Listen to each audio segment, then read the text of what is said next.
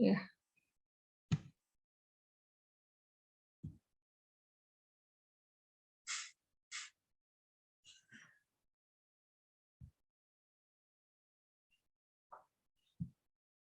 Kok bisa besar ya?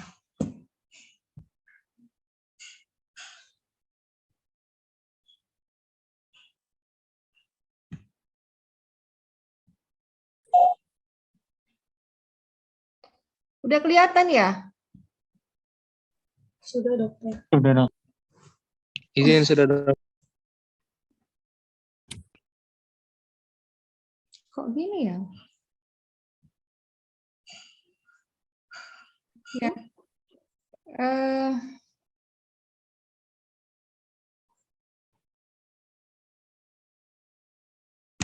Ini bertukar nggak ininya? Bertukar, dokter. Bertukar? Hah?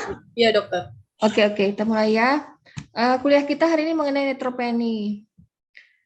Ya, neutropeni artinya adanya berkurangnya jumlah leukosit ya.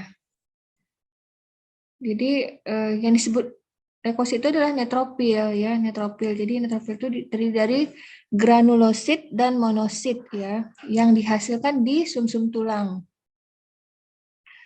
Jadi yang penghasilnya itu adalah dipengaruhi oleh hormon growth factor pada sistem hematopoietik, di mana neutrofil ini usianya 14 hari di sumsum tulang dan 6-10 jam di sirkulasi dan di jaringan selama 1-2 hari.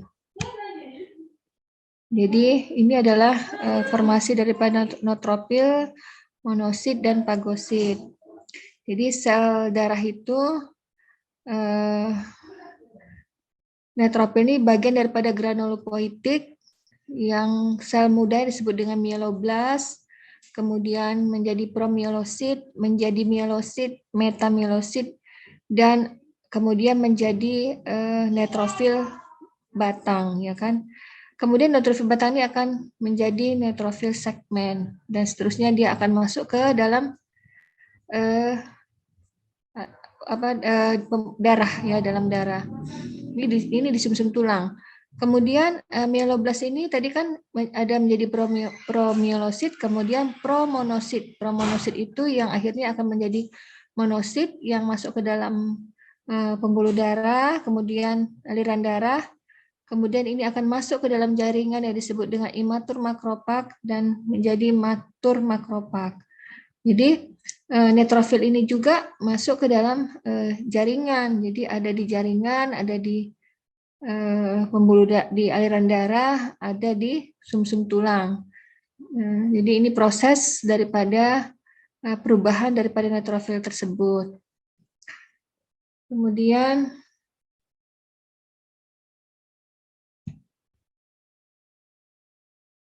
ya ini tadi ya.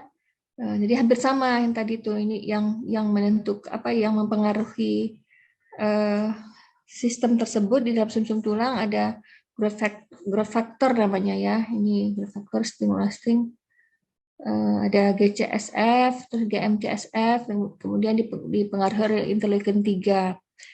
Ya, itu sel yang paling muda itu disebut dengan pluripotent stem cell, kemudian menjadi progenitor cell, kemudian menjadi mieloblast, promielosit, mielosit. Ini yang disebut dengan sumsum, yang disebut dengan blast ya. Artinya sel imatur yang ada di dalam sumsum tulang. Kemudian terjadi pematangan menjadi metamielosit, kemudian menjadi neutrofil batang dan neutrofil segmen. Ini dalam sumsum tulang usianya 6-10 hari. Kemudian di dalam sirkulasi darah sekitar 6-10 jam. Ini masuk ke dalam sirkulasi yang disebut dengan neutrofil.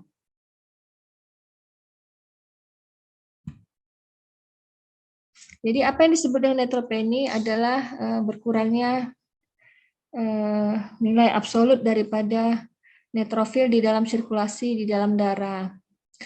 Jadi neutropeni ini disebut adanya gangguan daripada produksi, kemudian adanya perubahan daripada netrofil di sirkulasi, ya baik perpindahan dari sumsum tulang, dari aliran darah, kemudian ke jaringan, kemudian peningkatan daripada penggunaan daripada di perifer atau adanya destruksi yang berlebihan ataupun terjadinya kombinasi. Ini yang menyebabkan neutropeni. Jadi yang termasuk neutrofil itu adalah granulosit dan monosit. Ya, ini dihasilkan di sumsum tulang. Ya, kemudian mundur lagi deh ya. Enggak kan? Ya. Tadi kayaknya udah pernah, tadinya nih ya. Usianya di sumsum tulang 14 hari, di sirkulasi 6 sampai 10 jam, kemudian di jaringan 1 sampai 2 hari.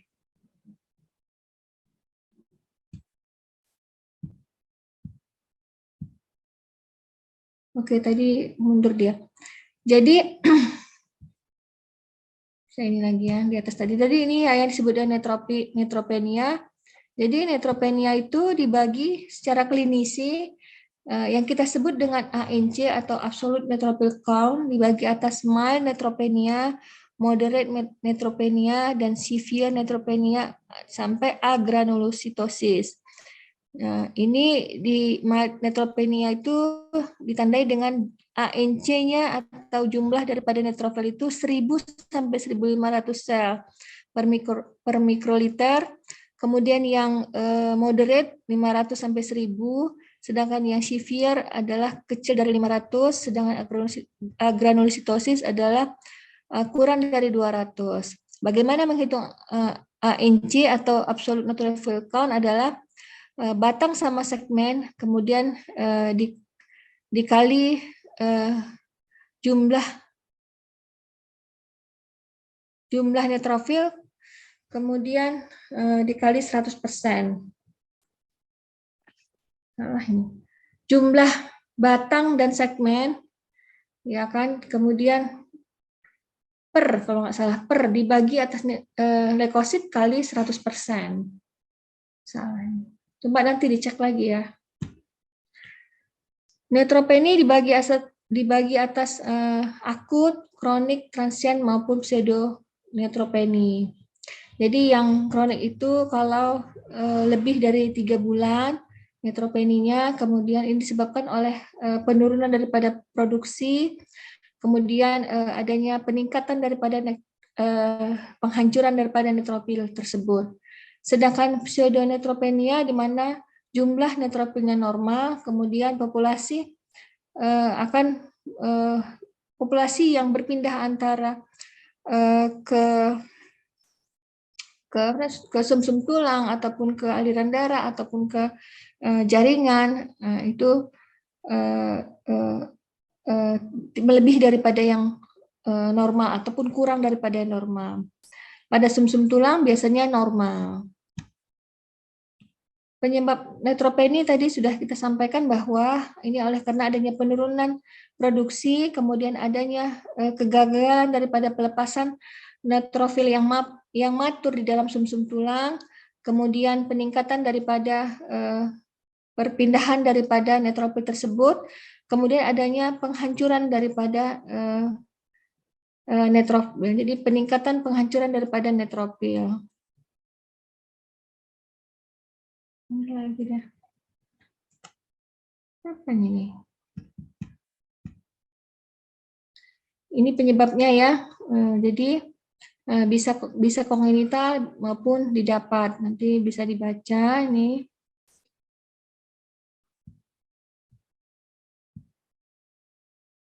Oke. Yang didapat itu disebabkan oleh infeksi ya. Kemudian oleh adanya infiltrasi daripada sumsum tulang atau penyakit-penyakit daripada sumsum tulang, misalnya kanker, MDS, kemudian apalagi ya infeksi berat, misalnya sepsis dan sebagainya. Kemudian adanya imun mediated dan bisa disebabkan oleh pengobatan ataupun obat-obatan, terutama yang paling sering menyebabkan neutropenia adalah obat-obat kanker. yang kongenital seperti adanya siklik neutropenia, kemudian kronik benigna neutropenia pada anak-anak, kemudian kronik neutropenia pada anak-anak, kemudian adanya etnik neutropenia, kemudian adanya Shwachman-Diamond syndrome. Ini yang kongenital ya. Apa-apa saja yang menyebabkan peningkatan daripada neutropenia itu? Tentu kita tanya juga riwayat daripada keluarga, apakah ada kelainan daripada gen, kemudian kita anamnesis juga tentang riwayat pengobatan, misalnya ada kemoterapi, ada radiasi, kemudian ada penggunaan obat-obat seperti penisilin, aspirin, kemudian infeksi seperti hepatitis A, B, influenza A atau B, dan Epstein-Barr virus ataupun HIV. Kemudian adanya autoimmune disorder seperti hyperthyroidism dan rheumatoid arthritis dan lupus.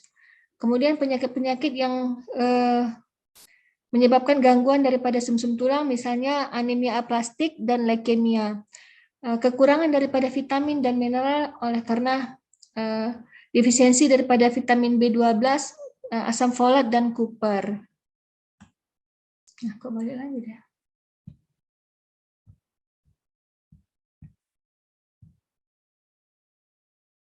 Jadi ini adalah klasifikasi neutropenia, bisa intrinsik, bisa ekstrinsik. Lanjut ya. Jadi bagaimana pendekatan diagnostiknya? Tentu kita lakukan pemeriksaan darah. Jadi pemeriksaan darah kita lihat jumlah daripada neutropil. Kemudian kita lihat apakah ini kongenital atau didapat. Kalau kongenital kita lihat pemeriksaan fenotipnya abnormal atau tidak normal ataupun normal.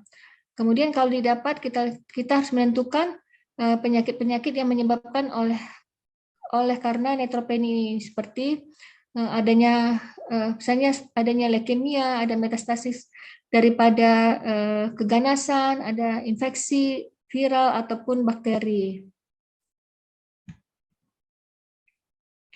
Jadi infeksi yang menyebabkan neutropenia itu tentu yang kita lihat adalah jumlah daripada absolut neutrophil count. Ya, biasanya ANC rendah bisa dijumpai pada pasien-pasien dengan infeksi virus ataupun bakteri. Kemudian pengobatannya biasanya tidak ada yang khas khusus untuk ANC tersebut.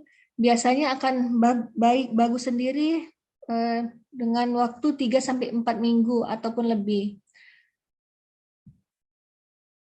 Atau autoimun neutropenia ini disebabkan oleh infeksi. Ya, kemudian adanya penyakit-penyakit autoimun sendiri atau adanya antigranulosit antibody positif, dan pengobatannya bisa diberikan dengan IVIG ataupun steroid. Jika ada infeksi yang berat, kita harus dirawat ya. Dan ini bisa juga perbaikan sendiri, tapi membutuhkan waktu bertahun-tahun. Kemudian obat-obat yang bisa menyebabkan neutropenia ya. Jadi misalnya antibiotika, Bactrim, ciprofloxacin, clindamycin, vancomycin, metronidazole, doxycycline. Kadang-kadang kita di klinik, misalnya kita di rumah sakit atau merawat pasien, kenapa ya pasien kita ini demamnya nggak turun-turun? Nah, ternyata kita lihat adanya neutropenia, kan ada neutropenia yang berkepanjangan. Setelah kita amati, kita ada menggunakan antibiotika yang terlalu lama. Pemberian antibiotika itu bisa menyebabkan neutropenia. Akhirnya kita mencoba untuk menstop antibiotika tersebut, dan akhirnya neutropenia akan kembali, neutrofil akan kembali meningkat, dan akhirnya demam akan berhenti. Jadi boleh juga kita pada saat kita melakukan perawatan pada pasien, kita memperhatikan bahwa antibiotika bisa menyebabkan neutropenia atau demam, jadi kita boleh menyetop antibiotikanya. Atau pemberian obat analgetik, misalnya NSAIDs dan aspirin. Kemoterapi, kemudian antihipertensi dan antiaritmia. Kemudian penyakit-penyakit neuropsikotropik seperti risperidon, asam valproik, dan penitoin, karbamazepin, dan barbiturat. Misalnya penitoin, asam valproik ini juga sering kita gunakan pada pasien-pasien kejang ataupun epilepsi. Ini bisa menyebabkan neutropeni. Jadi kok ini pasien demam-demam misalnya kan gitu kan. Atau kita lihat riwayat pengobatannya adalah pemberian obat kejang. Itu juga bisa menyebabkan neutropeni. Kemudian neonatal autoimmune neutropenia di mana ini terjadi karena adanya maternal antibody dari orang tua yang mempunyai antigen pada trombosit fetal ya pada bayi tersebut. Ini biasanya ditandai dengan identical rhesus disease pada newborn dan ini bisa kembali spontan, ya butuh waktu minggu ataupun berapa bulan. Biasanya diagnosa dilakukan pada tes pada parental blood ya untuk pasien-pasien yang neonatal autoimmune neutropenia. Ini tadi pendekatannya udah. Jadi jika ANC kita kecil dari 1000, kita harus mengevaluasi apa yang menyebabkan daripada neutropeni ini. Kemudian kita melakukan pemeriksaan lab berapa 3-4 minggu kemudian, dan kita akan melakukan pemeriksaan serologi dan kultur untuk melihat adanya infeksi, penyebab daripada infeksi.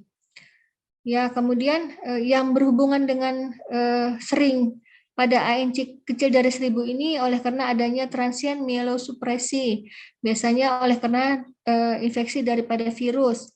Kemudian oleh karena infeksi Epstein-Barr virus atau singkat dengan EBV ataupun cytomegalovirus, bisa disebabkan oleh bakteria, mycobacteria, dan rickettsia.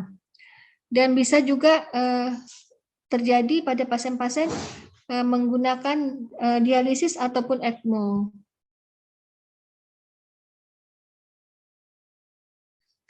Kemudian ini tadi udah kayaknya. Pada pediatrik neutropenia tentu kita lakukan tadi ya, kita lakukan anamnesis. Kita cari tahu penyebabnya, apakah karena obat-obatan, karena toksin, karena infeksi. Kemudian kita lakukan pemeriksaan fisik diagnostik. Kemudian kita lihat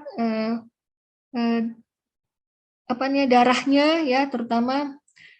Kemudian kita lihat slide darah tepinya, ya.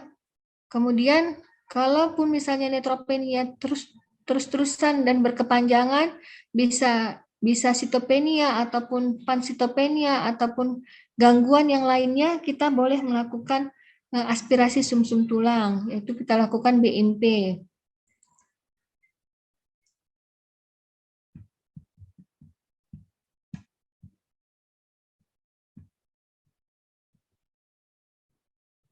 Jadi gejala daripada neutropenia itu adalah demam, kemudian adanya kayak ulcerasi di daerah lidah seperti mukositis ya kan, kemudian sakit pada saat menelan, kemudian adanya daerah ras pada daerah kulit, kemudian adanya infeksi pada sinus, kemudian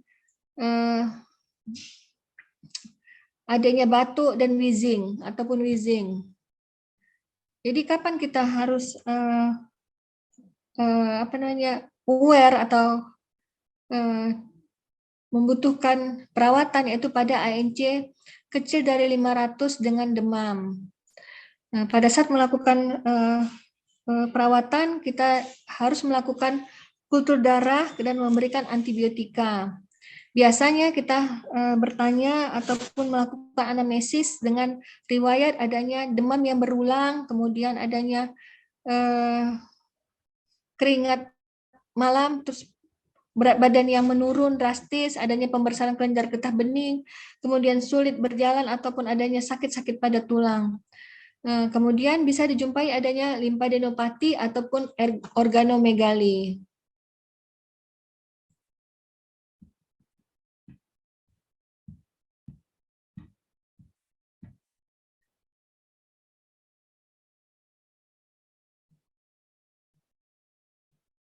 Jadi kalau didapati NC kecil dari 500 sudah menjadi indikasi untuk melakukan aspirasi sumsum tulang.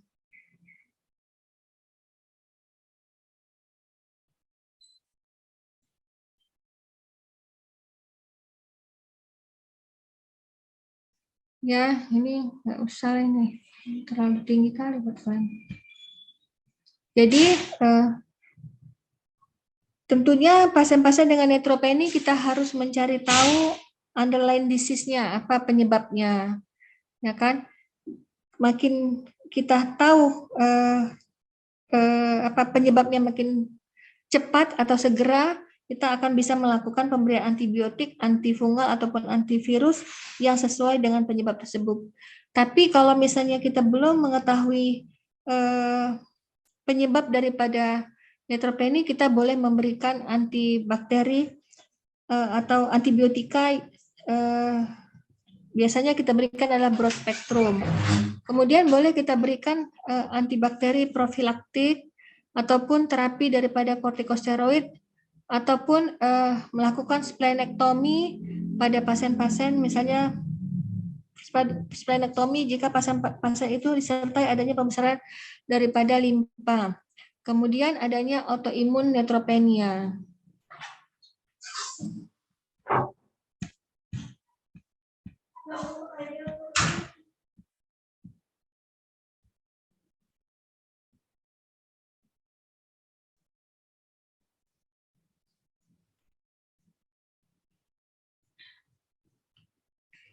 Pencegahannya apa? Tentu kita lakukan adalah hand washing, artinya cuci tangan, ya. Kemudian kita pada pasien-pasien ini diusahakan dilakukan isolasi supaya jangan kontak dengan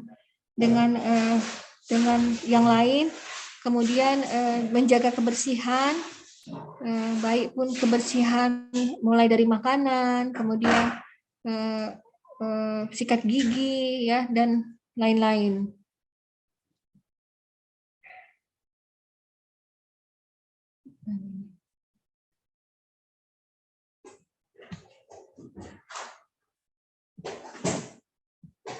Oke, ada yang mau ditanya?